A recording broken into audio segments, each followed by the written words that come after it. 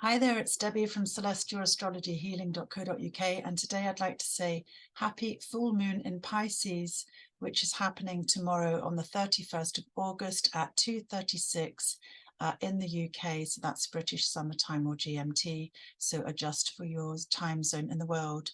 So what can we say about Pisces full moon? We only get one full moon in Pisces every year, as we go through the Virgo season, and Pisces is opposite Virgo. So let me just share an image with you just to start. I love this image here of the underworld, of the oceans, and Pisces is the symbol of the fishes swimming in opposite directions. It's a mutable feminine sign of the zodiac, very fluid, very yin, very inward, very intuitive, very emotional. So during this Pisces full moon at when the sun is 7 degrees Virgo, 25, and the moon is 7 degrees Pisces, there's this opposition between the feminine earth sign, mutable sign of Virgo, which is very grounded and purposeful and wanting to be in tune with the body, physicality, holistic health, and being of service to others, with that awareness of the collective, which is more Piscean in nature. In modern astrology, Neptune is given to be the ruler of Pisces, but in ancient astrology for many thousands of years, the largest planet of the solar system, Jupiter, is given to be the ruler of Pisces, and Jupiter is very expansive. So with the femininity, the sensitivity, the emotional nature and compassion of Pisces, at this full moon, which is also a blue moon. It's the second full moon in this month of August, and also it's a supermoon, being very close to the earth. So this is going to accentuate the pull of tides, maybe some excess flooding in certain areas, and also on an inner level, because the moon governs our inner landscape of feelings and emotions. This might heighten extra sensitivity and feelings of maybe communal suffering or suffering around the world, or just heighten your own personal feelings at this time. And perhaps it will be a time of healing and release if we can tune into and trust the process of releasing the tears of our own body, connecting with this full moon in Pisces. So the last new moon in Pisces was on the 20th of February 2023. So if you work with the intention of using a new moon for making an intention to plant a seed of something that you'd like to bring to fruition, now is the time. 6 months later, when this full moon in Pisces can bring and illuminate and heighten to a sense of completion what those seeds of intention may have been back in February. So I'm going to also bring up a chart of the actual astrological planetary placements at this time. So bear with me. So here is the chart of the time of the full moon in Pisces. So if I can get my annotate tool to work, this is always fun. Here we go. Here's my arrow here showing the sun in Virgo at 7 degrees 25 minutes. And always at full moon, the sun and moon are in a complete opposition. So here is the moon at 7 degrees Pisces, 25 minutes. And you can see that there's a very close proximity to the planet Saturn here. So Saturn in ancient astrology represents the boundary planet, the place which the ancient ones thought was the end of everything. So a cold place, a place where much darkness and coldness would prevent life living. It's the opposition to the sun, the furthest, most distant place. And Saturn is also Kronos, lord of time. He encourages a sense of patience, maturity, mastery of skills, and there's a coolness about Saturn. So having the moon so close to Saturn. The moon moves very quickly through each sign of the zodiac, usually in a couple of days, passing through one sign. So the moon's recently been in a direct conjunction. In fact, when did the moon go into Pisces? I've got my notes here. I think the moon moved into Pisces on the 30th of August at 15:51 GMT. So there was an exact conjunction to that. So with Saturn being such a cool sign of the zodiac, there may be a sense of restriction or constraint or frustration or a need to manage or sort of be more mature in harnessing some of the somewhat nebulous energies of Pisces. So this might help to restrict or limit the amount of tenderness that the heart may feel during these times of the full moon. And yeah, Saturn, as I was saying, encourages a sense of trying to be more grounded, but he is retrograde in Pisces at the moment, but he wants to create structure, you know, so it's a time to sometimes think about what's okay and what's not okay. And Saturn doesn't mind saying no.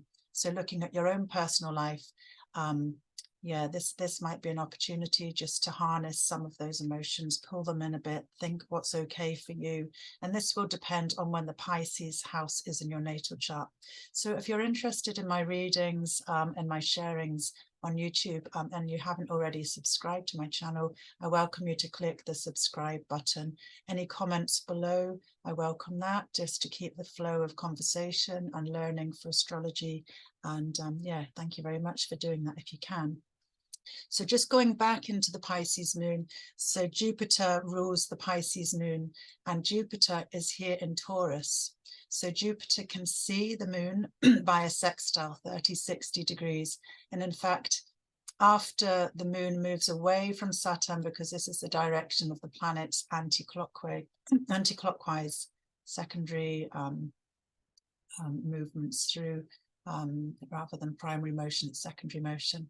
So the moon is separating from Saturn, and shortly it's 7 degrees, will be in a sextile aspect to Jupiter. So after any feelings of restriction or limitation or what's missing and recognizing those things within your life, there'll be this potential for Jupiter to offer more harmonious energies, because the sextile is the nature of Venus, and Jupiter is the largest planet of the solar system, representing growth, hope, faith, good fortune, dreams. So this can flow with the sensitive, intuitive nature of the moon in Pisces and help expand any dreams and any positive thoughts that you'd like to bring in. So there might be a sense of relief and hope after maybe some somber energies represented by Saturn conjoined with the moon there.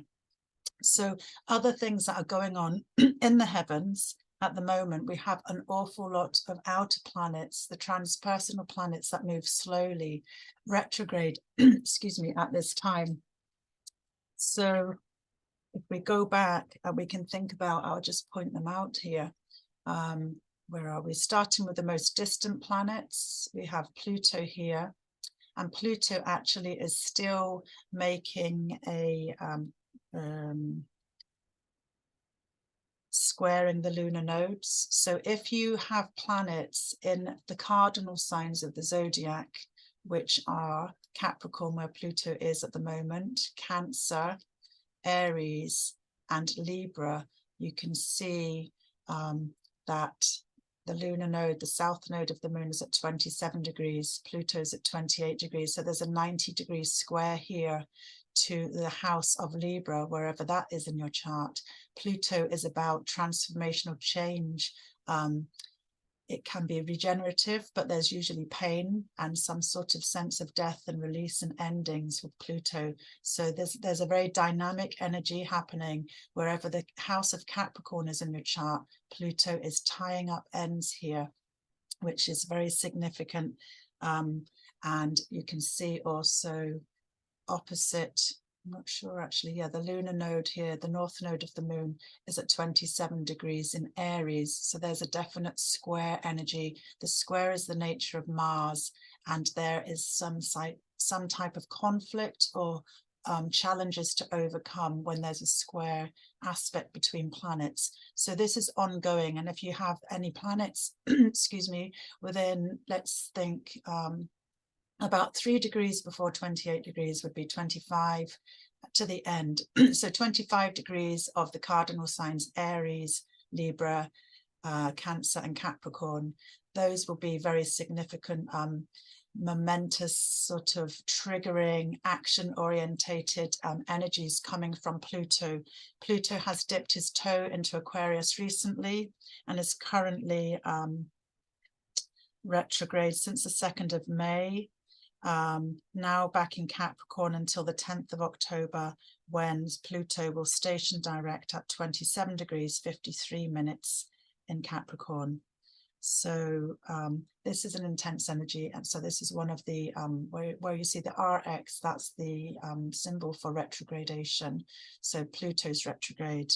Neptune, let's find Neptune. Neptune is still in Pisces and has been for many years. Again, outer planets move very slowly, but you can see 27 degrees Pisces, 47 minutes retrograde. Neptune, the modern ruler of Pisces, is highlighting that sensitivity and compassion and awareness of the whole of society, the collective, that this Pisces energy, the tenderness, the compassion, the awareness, the dreams, the hopes, the fantasy, that's still happening. And Neptune on the 1st of July went retrograde at 27 degrees Pisces. So she's only moved back, or he's only moved back 1 degree. So we have Uranus here. This is the outer planet Uranus. And he had, on the 29th of August, he went retrograde at 23 degrees Taurus until the 27th of January. That's when he'll be going direct. And what else? That was Uranus, actually, 23rd of August at 23 degrees Taurus, stationing direct on the 26th of January 2024. And soon Jupiter will be going retrograde on the 5th of September. So in about 5 days' time, Jupiter, the expansive planet, is going to be stationing retrograde at 15 degrees Taurus until the 30th of December, when Jupiter will be at 5 degrees Taurus, then going direct. So at this time, we've got so many planets about to be retrograde. In fact, the only planet that is direct after Jupiter moves will be Mars. Mars has recently ingressed into Libra. So when Mars is in the sign furthest away from the house that he rules, which is Aries, it's known to be in detriment. So Mars likes to be assertive, dynamic, courageous, bold, doing things on his own terms. And that's how he can behave when he's in the house that he rules, or the temple that he rules, which is Aries, and also in ancient times, Scorpio. But at the moment, Mars is in the opposite sign, known to be in exile or in detriment, in Libra. Libra loves partnerships, relationships, communicating and sharing ideas. So when Mars is in the sign of Libra, there can be the opportunity to try to work in harmony a bit more. So there's a sense of wanting to find peace, try to find some sort of cooperation, work in collaboration, and sort of be aware of others within making your decisions and asserting yourselves in life. So that's quite a nice harmonious energy there. Although Mars struggles to be sure about what to do, there is a potential there to try to work in a more peacemaking energy rather than the warrior fiery energy of Mars just doing what he wants. There's going to be that capacity to be aware of others. So, you know, this can be a good time to work in collaboration or try to find some type of balance there. Obviously, with Libra, there's this side and there's that side, and there can be a toing and froing because Libra is an air sign that rules the mind. And is ruled by Venus, the goddess of love, who strives to find peace and harmony and union. So yeah, just being aware of all of these things that are going on I'll stop this share now if I can. It's just a good time to tune in anyway to the moon and the sun. And if you know your rising sign, then you can see which houses, this is more specific to you with the moon's energy in Pisces. For example, if you were an Aries ascendant, the moon would be in your 12th house. And the 12th house is the house of inner personal reflections, privacy, peace. So Aries ascendant, this would be a time to tune into these deeper personal reflective sides of yourself, maybe journeying, having more sense of retreat to reflect upon things. If you're a Taurus ascendant, the moon in Pisces will be in your 11th house. So it might be about relationships with your groups and friendship groups, reflecting on how that works for you, how the support is there for you, or how you're affected by your groups of friends who are like your family and tribe. For Gemini ascendants, the moon will be in your 10th house. So this will be a time of focusing on what you've culminated in your career life in the world, of what you're seen to do publicly and your reputation. So things come into a head there, because the full moon always brings up things to their fruition point.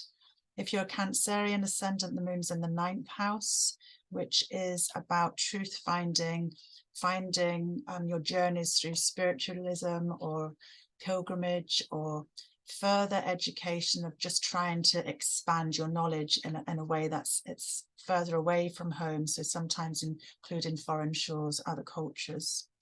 If you're a Leo ascendant, the moon will be on your 8th house, highlighting topics of shared resources. So what you share with a partner, and how that works for you in a sort of sense of balance and karmic debt. Because the 8th house is about other people's money that comes in from others. It can also be related to inheritances. If you're a Virgo ascendant, the moon will be in your 7th house of partnerships and relationships, highlighting things coming to a head there to do with how you interact with your partner. Or if you have a clientele, it can be those that you serve and how that works for you and what's come into a head there, maybe needing some sense of change or awareness of boundaries with Pisces moon. If you're a Libran ascendant, the moon will be in your 6th house of Pisces, which is your everyday life, your routines, work and service, and also can highlight some health issues, because the 6th house is the house of Mars's joy, which is related to illness or working on improving routines and rituals so that you can be in tune with your own body. This is more a Virgo thing, but in Pisces, there can be something nebulous or a bit confusing around that, because there's a lot of movement and changeability with Pisces, but it's focusing on everyday life and what can be improved there for your health. If you're a Scorpio ascendant, the moon would be in your 5th house, which is Venus's joy, about pleasures, about fun, what brings you enjoyment, what fulfills you, what brings pleasure to your life. So that would be a time of focusing on that. If you're a Sagittarius ascendant, the moon would be in the 4th house of Pisces, which can highlight topics around home, family and children, your roots, maybe about responsibilities, about feelings that are strong, that really move you, and about your compassion towards your family and how that is coming to some sort of recognition of what's come up for you that maybe needs some attention or boundaries. If you're a Capricorn ascendant, the moon will be in your 3rd house, which is around your neighborhood, your siblings, your everyday journeys in your local environment. It also can be to do with your communications or learning. So something come into fruition there about your everyday life, in your everyday world, interacting with neighbors and close people nearby, bringing that to a head. And if you are an Aquarius ascendant, the moon will be in your 2nd house of Pisces, which will be highlighting a sense of your own personal skills and ability to create your own finances, bring in money yourself, to create security and Aquarians like their own independence. So that would be a time of reflecting upon that. And if you're a Pisces ascendant, the moon will be in your first house, which is very much about you being in control at the helm of the ship. The first house is the house of Mercury's joy in ancient astrology. The first house is about your own health, your vitality, your mindset, psychology, and your outlook in life. So it's a time of bringing all of that to fruition, seeing where you're at with yourself and recognizing what changes might need to be made, because the opposition of the sun in Virgo is in the 7th house. Now, how do I stop this share? Here we go. Stop the share. Okay, so I hope that introduction, that talk on the full moon in Pisces has been helpful for you. Again, if you're interested in any personal readings with me, I love to work with people on their birth chart to recognize where all the planets are at work. And in ancient astrology, the planets were seen to be gods and goddesses who could bestow their gifts upon you depending on their placements and their dignity in the house and the aspects that they are within your birth chart. And I can lead you through your birth chart and then also bring in the transits and where the planets are activating certain areas of your life, so that you can work with this knowledge and this strength to navigate any challenges or difficulties in life, because as above, so below. So sending blessings at this time of full moon in Pisces, and be kind to yourself and be kind to others. And it's like the ocean that spreads around the world, connecting us all. We're all in this journey together, and using our strengths and compassion, we can help and assist as we navigate any challenges and any suffering, but always be hopeful, tuning into the light of the moon, energizing us and feeding back to us at this sensitive time. So thanks for listening, and bye for now.